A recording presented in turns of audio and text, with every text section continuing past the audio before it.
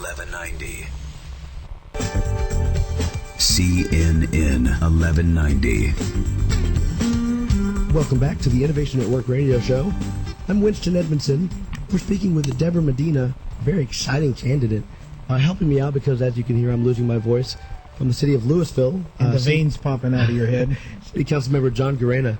Now, I have a theory. There's an interesting phenomenon about politics. Whenever you see the media come in at a national level and start beating up on a candidate, it means they're doing something right.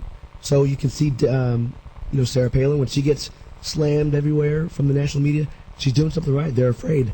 And I heard Chris Matthews make a comment about you, Deborah. So I want to play this and get your response to Chris Matthews. Well, this craziness is catchy. Here's Republican candidate, another candidate for the Republican nomination, Debra Medina, last Friday in a debate with Perry and Kate Bailey Hutchison. Let's listen. I want to make sure we have this clip. So you don't want secession? I absolutely don't want secession. I have said that we need to aggressively use nullification interposition, aggressively. Ultimately, if that does not work, we've got to recognize that the Constitution left that right to the states.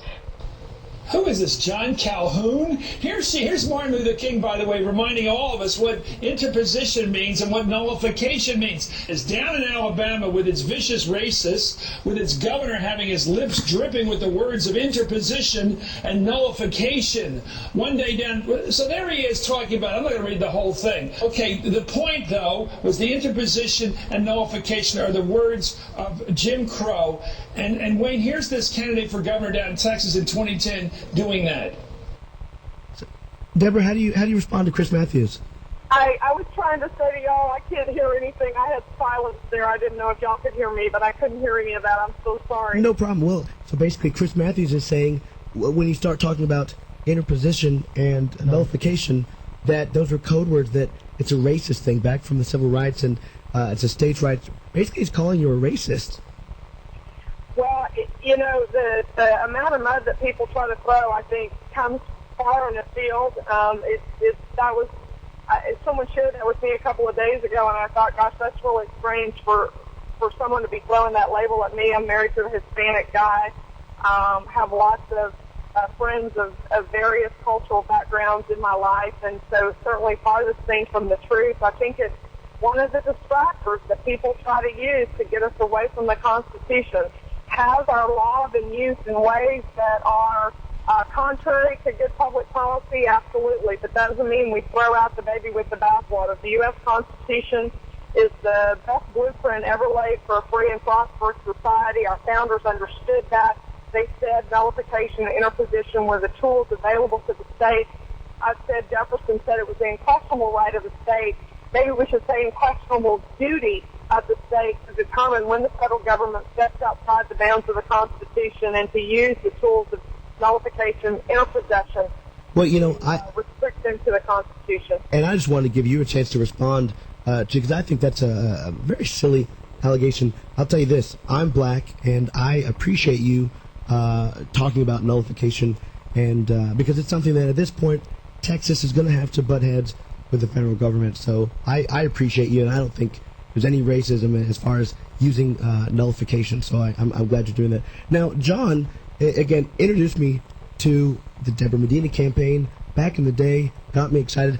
But there's some comments you've made that give him pause. So I want to let him go ahead and talk about that. Now, Deborah, you and I have talked several times, and we've met several times. You know I'm a fan of yours. But there are two issues that I think we need to clear up for the voters.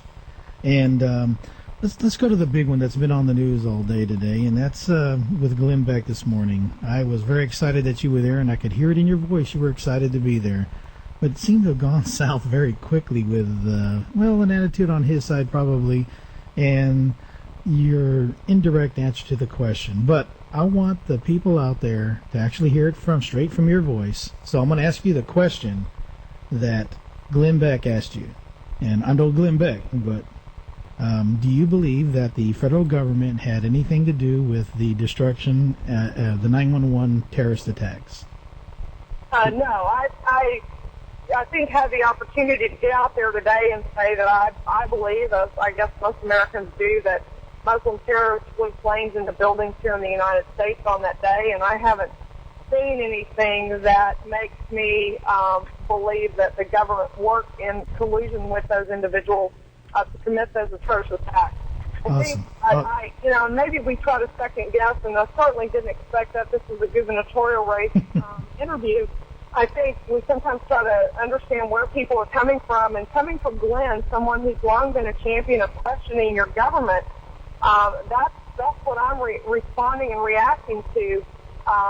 Well, you did make the comment that was the first time anybody had ever accused you of that on his show, which led me to believe you didn't believe in it, but it was definitely a surprise. So I'm glad you got the word out there that you don't. And I'm like you. I believe we should question government and make sure that everything's on the up and up.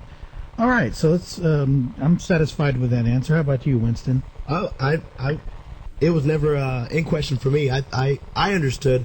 I know people can try to pull things from various comments, but I think I understood where she was coming from, and I don't know what Glenn Beck's problem was. He's kind of acting like he had ants in his pants today. I really don't know what. I don't know either. I was surprised too because he actually came up, at the beginning and said he didn't. Well, really let's go on to your second.